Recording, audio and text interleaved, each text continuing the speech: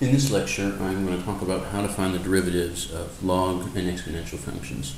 And in fact, we already know how to find the derivative of a few exponential functions. In particular, our favorite derivative is the derivative of e to the x, because it's just e to the x. We also know how to find the derivative of e to some function of x. Using the chain rule, we know that that's f prime of x times e to the f of x. So for example, I wanted to take the derivative of e to the x squared. That would just be the derivative of x squared, which is 2x times e to the x squared. Okay, so we know how to do this one and this one. And the question we're posing in this one, so the new ones we want to find are the derivative with respect to x of b to the x. So here we have the natural exponential, right? So e, which is an irrational number, it's approximately 2.718, but it goes on to infinity. The decimal approximation goes on to infinity without repeating. Here it could be something like 2 to the x, or 10 to the x, or 3 to the x, whatever. But so if I have some random base, what will be the derivative of that function? Likewise, I could find the derivative with respect to x of log base b to the x. All right, and we'll talk a little bit more about properties of log functions later. And a special case of this would be the derivative of the natural log of x. So this is log base e. And then finally, we could find the derivative. I'm spreading these out because I'm going to come back at the beginning and fill in our results after we derive them. But the derivative with respect to x of the natural log of a function.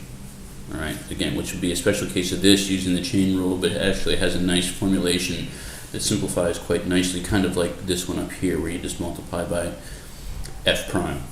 Okay, so we need there are a few properties of logs and exponentials that I would like to review because I'm going to use those in some of these derivations. So one is that log base b of x equal to y basically means, this is kind of an if and only if, b to the y equals x. In other words, I don't know, we could say log base 3 of 9 equals 2. Another way of saying that, and that's your if and only if, is that 3 squared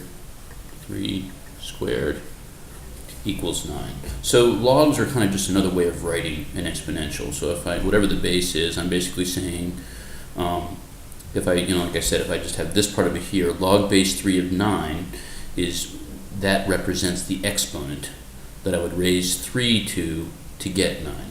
So it would be equivalent to this. So kind of a special case of that, natural log of x equals y is another way of saying, we're basically saying e to what power gives me x, or e to the y gives me x. All right, these are inverse functions of each other. Okay, another property is that the natural log of e to the x equals x. All right, because remember the base of natural log is e, so we're saying e to what power gives me e to the x? Well, it has to be x. Another example then would be natural log of e, a specific what would natural log of e equal, right? Well, we're saying e to what power gives me e? Well, that would have to be 1. All right, more generally, log base b of b to the x is x. All right, so again, another example, we could say log base 2 of 2 cubed. Well, we're basically saying 2 to what power gives me 2 cubed? Well, it's just that power. Okay, a third one, e to the natural log of x equals x. All right, because if you think about what natural log means, just if we just focus on this, we're saying e e to what power gives me x? This represents the power that I would raise e to get x. And I'm raising e to that power, so, I mean, it's an identity. I should get back x, because that's precisely what natural log of x is saying. All right, just a few more. Natural log of x times y equals the natural log of x plus the natural log of y. The natural log of x over y equals the natural log of x minus the natural log of y. And finally, and this is an important one, this is the whole reason we use logs, so we can solve things of the form of x to the n, right? So if I had x to the n equals some number, it would be, like x squared.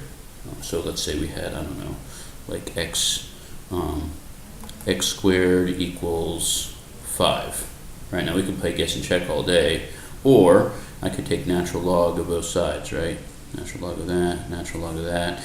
And the property that we have here, so if I take natural log of x to the n, I can take this and bring it out front, right? So I would have it equals n times the natural log of x. So over here, I could write this as 2 times the natural log of x equals the natural log of 5, and then I could solve. Divide by 2, raise both sides to e.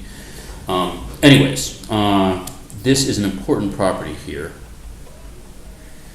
that we will make use of. Well, all of these are, but this one in particular is a nice property. So let's start with the first one, b dx. Okay, because I'll come back and refer to those properties as I use them. So what I want to do is I want to write b. Well, let's see. We're trying to find the derivative with respect to x of b to dx. And we know we have this property here. So one thing we could do is we could rewrite b to the x using which property? This one right here, right? So if x equals e to the natural log of x, then I could write b to the x as e to the natural log of b to the x. All right, do you see the same, how these are the same? X is e to the natural log of that, so b to the x is e to the natural log of b to the x. Then I get to use the property that I was just mentioning, way down here. I'll use that up here, so I'll bring this x out front. So that is e to the x times the natural log of b. Now b is just a number, right? So natural log of b is just a number. We usually put the coefficient in front of the x, so I'm just going to rewrite this as natural log of b times x. It's just e to some number times x. Now I can use this property right here to find that derivative, right? So I want derivative of b to the x, and now I've basically, through these properties, I've rewritten it this way. So to find the derivative of b to the x, I can take the derivative of e to the natural log of b times x, right? Because that is of this form, it's e to some function of x. And I know that I'm going to get back e to the natural log of b times x, right? That's this part right here. And I just need to multiply by the derivative of this function up here. Well, remember, natural log of b is just a function. So if I wanted to find, for example, the derivative of 2x, it's just 2. Or the derivative of, 5x, it's just 5. So if I find the derivative of something of this form, it just gives me back the coefficient. So right here, I would get natural log of b. Okay? Now, finally, let's work our way backwards. E to the natural log of b times x. If we work our way backwards, well, that's just b to the x, right? So finally, we get its natural log of b times b to the x. All right? So let's go ahead and fill that one in right here. This is our first result. It's natural log of b times b to the x. All right, so let's see just like a quick example. So if my function was 2 to the x, then f prime would be natural log of 2 times 2 to the x. Now, we already know, let's say if I called g e to the x, well, we already know that's e to the x, but let's just see why this is a special case of what we just derived. Well, if I use this formula, it's natural log of, and what's the, well, it's e, right? So it would be natural log of e times e to the x. But we've already said, right, natural log of e is just 1, because I'm saying e to what, well, this says e to what power is e, well, it has to be 1. So this right here just equals 1, and I'm just left with e to the x. So the result that we like so well, and that we're already fairly familiar with, is actually just a special case of this right here. It just works out nicely because natural log of e is 1. Okay, so we've taken care of the first one. Now let's switch colors and take a look at the derivative with respect to x of log base b times x. All right, so the first thing you want to do is rewrite this thing. We said that log base b of x equals y is equivalent to saying that b to the y equals x, right? We're just saying b to the y equals x. That's all the log really means. So if I wanted to take now, let's take the derivative with respect to x of b to the y, right? Now y is some function of x over here, right? So now we're going to need our implicit differentiation, all right? And we're going to also take the derivative of this side, right? So we're taking the derivative of this side and the derivative of this side. So I've got with respect to x, all right? Well, this is going to be the natural log of b times b to the y times y prime, all right? Basically, by the chain rule, I have to multiply by the derivative of the inside function, right? Implicit differentiation. Either way, that's what we get on the left side, and then over here, I just get 1 derivative of x with respect to x. So I need to solve for y prime, and that is going to be just 1 over the natural log of b times b to the y. All right, but what is b to the y? B to the y is x. So I end up with 1 over natural log of b times x. All right, so let's go ahead and fill in that result here.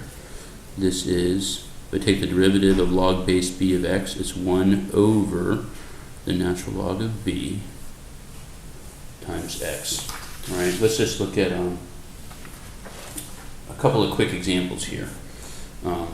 So if I want to take, for example, the derivative of log base 10 of x, that's going to be 1 over natural log of 10 times x. Now we're in position also, and this is an important result, to find the derivative with respect to x of the natural log of x, right? So this is going to be 1 over the natural log of whatever the base of the, so notice, if I'm taking the derivative of log base b of x, I end up with a natural log of b, whatever the base is. But the base of the natural log function is e. All right, and we've already said natural log of e is 1, so this just gives me 1 over x. So that is a nice result that we want to put here. The derivative of natural log is 1 over x. Okay, so those are a few results. We just have one more here. It's this derivative of natural log of a function, which is just really an application of the chain rule. So let's go ahead and take a look at that one, and then do just a few examples. Okay, so let's see if we have the derivative with respect to x of natural log of a function of x, all right? So actually, let me call this inside function g, right? Because then we can think about this in terms of the chain rule. The outside function is natural log, And the inside function, well, g of x is just g of x. That's our inside function, all right? Because we're coming up with a general rule here. So f prime, we just said the derivative of natural log is 1 over x. So the derivative of natural log at g of x is going to be 1 over g of x, right? And then g prime is just g prime. Easy enough. So what we end up with here is, so we want f prime of g of x times g prime of x. So this part right here is 1 over g of x times g prime of x. G prime of x, we can write as g prime of x over 1, right? If we multiply this, we're just left with g prime over g. All right, so when you take natural log of a function and you take the derivative of it, it's just the derivative of the function over the function. So let's add that too. So here I use g. If we called it f, it would just be f prime over f. I just use g in this case because we're used to, in the chain rule, we're used to talking about g as the inside function. But it doesn't matter. Whatever the function is in here, when you take the derivative of the natural log, it's the derivative of that function over the function. Notice the natural log just kind of disappears here because when I take the derivative of natural log, I get 1 over x. There's no natural log anymore. I just end up with this 1 over x function.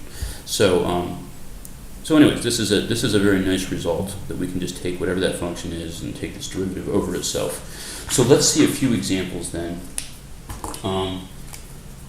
Let's look at something like the derivative with respect to x of natural log of x over x. Well, the first thing I would say that we'd want to do is to separate this. Let's rewrite this as natural log of x times 1 over x. And now we can use the product rule, right? So that derivative is going to be, we can say natural log, the derivative of that times 1 over x plus natural log times the derivative of 1 over x. Well, the derivative of natural log is 1 over x times 1 over x plus natural log of x times, and this is, well, I think the easiest way to think of that is x to the negative 1 instead of 1 over x. Then we can avoid the quotient rule and just use the power rule. So this derivative is negative x to the negative 2, which is the same thing as negative 1 over x squared. So negative 1 over x squared. We could simplify this a little bit. 1 over x times 1 over x is 1 over x squared. Well, technically it's 1 squared over x squared, but 1 squared is 1. And then I could rewrite this as a minus natural log of x over x squared. I could even factor out a 1 over x squared if I really liked algebra.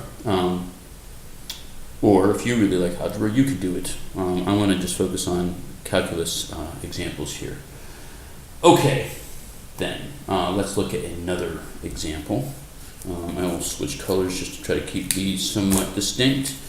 The derivative with respect to x of the natural log of tan of x.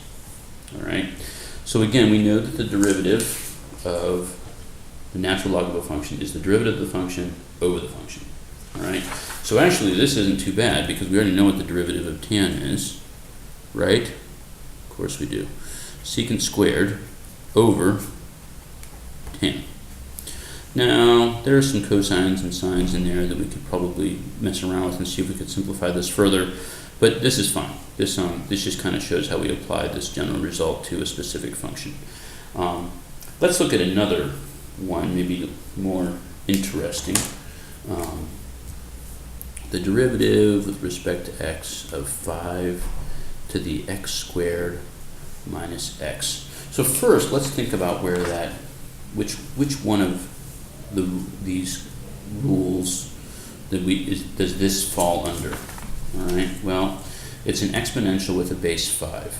That's kind of the big thing. What it has this function in for the exponential, but it's going to look something like this, right? Because it has a base. None of these, the rest of these are basically kind of all log, right? So it certainly doesn't follow any of those. It doesn't have a base of e. It has a base of 5. So it's of this form. So it's kind of looks like something of the form b to the f of x. All right. So let's think about this in terms of the chain rule then, right? So our outside function would be, the outside function is 5 to the x, and the inside function would be x squared minus x, right? Because if I put this in for x, I get back that precisely. So we need the derivative of the outside function. So actually, let me just call this g. Again, because we're used to thinking about this is the inside function in the chain rule, because then I can call the outside, I can call this f of x, and I'll call this g of x. So then, f prime, all right, we've already said that's going to be natural log of 5 times 5 to the x, right? Okay? And then g of x is x squared minus x, so g prime is just 2x minus 1. All right? So finally what I need is I just need my f prime of g of x, and then I'm good to go. Right? Natural log of 5 times 5, and now I'm going to replace x with g of x, which is this one right here, x squared minus x. So if I put it all together, I have this times this. That's what the chain rule says. So the derivative of this function right here, after I do all my work, the answer will be natural log of 5 times 5 to the x squared minus x times 2x minus 1. And I know that for some of you it really bars you to have something like this that you can't simplify any further, but just get over it. The results of some of these derivatives just aren't clean, and that's okay. All right, so these are the main results that you need from this section. We already knew the derivative of e to the x was e to the x, and the derivative of e to some function is f prime times e to the function. So these are our new results that I've shown you a couple examples, and we'll have plenty more opportunity in class to work on it.